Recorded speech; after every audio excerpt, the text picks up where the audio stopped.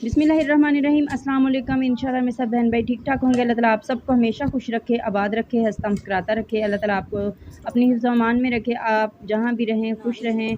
आपसे मेरी एक ही रिक्वेस्ट है, प्लीज़ मेरे चैनल को सब्सक्राइब कर लिया करें, वीडियो को लाइक किया करें और शेयर भी किया करें। तो मुझे यकीन है इंशाल्लाह आपको मेरी रेसिपी पसंद आती होंगी। तो आज की रेसिपी शुरू करने से पहले बस एक ही रिक्वेस्ट है कि आप प्लीज़ पूरी वीडियो देखा करें और वीडियो को शेयर ज़रूर किया करें, कमेंट भी किया करें। तो यहाँ पर देखें मैंने एक मलमल का कपड़ा लिया है और आज मैं बना रही हूँ बीफ बिरयानी बना रही हूँ सिंपल तरीके से। तो इसको हम बहुत ही अच्छे तरीके से बनाएंगे जो इंशाल्लाह आपको बहुत अच्छे से समझ भी आ जाएगा। और जो जो चीज़ें डालूंगी इसी तरह से आपने इसमें डाल दी हैं। तो यहाँ पर देखें लहसुन के 2 मैंने लिए हैं, इसको जो भी आप इस बारे में बोलते हैं, 2 ये लहसुन के ये वाले ले लें और थोड़ी सी अदरक ले लें और तेज़पात के 3 से 4 पत्ते ले लें। इनको तोड़कर इस तरह से इसमें रख दें। 2 बड़ी इलायची ले लें, 2 बादियान के फूल ले लें। तो पहले मैंने इसमें डाले हैं 2 बादियान के फूल और अब इसमें डालेंगे दालचीनी के टुकड़े 3 से 4। इसको मैंने तोड़ लिया है थोड़ा सा, ये 2 बड़े टुकड़े थे। 3 अदद मैंने इसमें डाली हैं सब्ज़ इलायची और 4 डाले हैं इसमें लौंग। थोड़ी सी जवैत्री डाली है इसमें, जलवत्री जो होती है जिस मसाले में जो डालते हैं, बिल्कुल थोड़ी सी डालनी है। और 2 चम्मच इसमें डाल लेंगे हम खुश्क धनिया, 2 चम्मच ही इसमें डालेंगे हम सौंफ,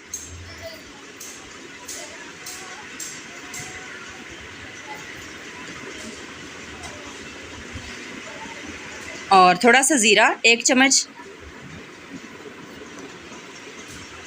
तो अब हम इसको इस पोटली बना लेंगे।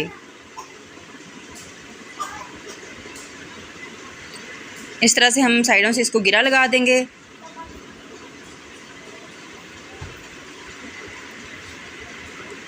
तो इसमें मैंने बड़ी इलायची डालना भूल गई थी, जिसको हम काली इलायची कहते हैं। तो ये इसमें अब डाल रही हूँ। पहले मैंने आपको बताया था लेकिन वो मैंने बादियान के फूल डाले थे, बाद में मुझे याद आया कि मैंने इसमें बड़ी इलायची नहीं डाली। तो ये आपने लाजमी डालनी है, ये आपने 2 अदद इसमें डालनी है। अगर 3 डालना चाहते हैं तो 3 भी डाल लें। तो इस तरह से हम इसको गिरा लगा लेंगे अच्छी तरह से, ताकि मसाले वगैरह बाहर ना निकलें। और अब इसको हम गीला कर लेंगे पानी से। तो गीला करने के बाद इस तरह से हम इसको प्रेशर कुकर में रख देंगे। नीचे सबसे पहले हम इसको पोटली को रखेंगे और अब हम इसमें डालेंगे 1 प्याज। और ये है मैंने बीफ लिया है, तकरीबन 1.5 किलो के करीब होगा। तो इसको मैंने धो लिया है। इसमें 1-2 हड्डी वाली बोटियां हैं और बाकी जो हैं वो गोल वाली हैं। तो आप अपनी मर्ज़ी के हिसाब से जो आपको पसंद हो वो इसमें डाल सकते हैं। ये इसमें डाल देंगे और अब इसमें डालेंगे हम नमक। नमक डालेंगे इसमें 2 चम्मच। पहले हम इसमें 1.5 चम्मच डाल देंगे, बाद में अगर चेक कर लेंगे, अगर ज़्यादा डालना पड़ा तो हम फिर से डाल देंगे। बाद में अगर ज़्यादा हो गया तो फिर निकल नहीं सकेगा, कम होगा तो फिर हम डाल भी सकेंगे। तो 3 गिलास इसमें पानी के डाल रही हूँ। तो मैं इसको प्रेशर कुकर में बना रही हूँ। अगर आप पतीले में डालना चाहते हैं तो आप इसमें पानी ज़्यादा डालिएगा और फिर आपको टाइम भी ज़्यादा लगेगा, इसीलिए प्रेशर कुकर में बनाने के लिए टाइम की बचत होगी, इसीलिए बस हम प्रेशर कुकर में इसको बना लेते हैं जल्दी जल्दी। लेकिन इसमें टेस्ट जो होता है वो ज़्यादा यानी कि इसको प्रेशर कुकर के बगैर बनाएंगे तो बहुत अच्छा टेस्ट आएगा। तो अब इसको बंद कर देते हैं और 20 से 25 मिनट तक इसको हम सीटी लगा देंगे।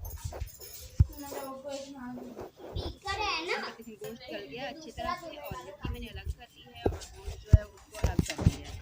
और ये जो पोटली है इसको भी हम फेंक देंगे। मलमल का जो कपड़ा है इसको धोकर रख लेंगे दोबारा से काम आने के लिए। और एक पतीला लिया है, इसको मैंने चूल्हे पे रख दिया है गर्म होने के लिए और ये गर्म हो चुका है। अब इसमें डालेंगे 1 कप ऑयल।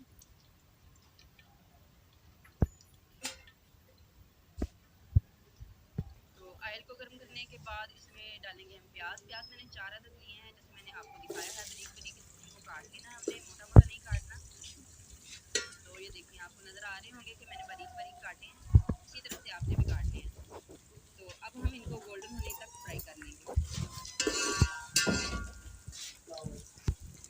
तो बीच बीच में से चम्मच हिलाते रहें ताकि ये ना हो कि एक साइड से ज़्यादा ब्राउन हो जाए और दूसरी साइड से वैसे ही रह जाए। तो इसलिए आपने चम्मच हिलाते हुए इनको ब्राउन कर लेना है।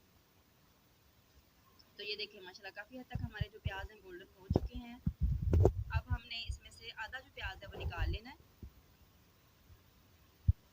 तो इसी तरह के कलर लाना, आपने बहुत ज़्यादा डार्क नहीं इनको करना, नहीं तो इनका जो जायका होता है वो कड़वा हो जाता है। तो ये देखिए इस तरह से हमने आधे प्याज निकाल लेने हैं एक प्लेट में और इनको फैला देना है ताकि ये कुरकुरे हो जाए।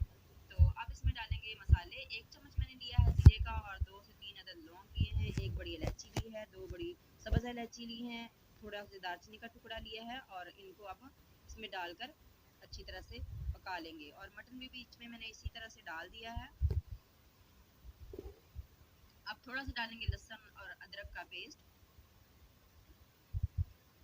1-1 चम्मच दोनों चीज़ें हैं, इनको भी अच्छी तरह से फ्राई कर लेंगे।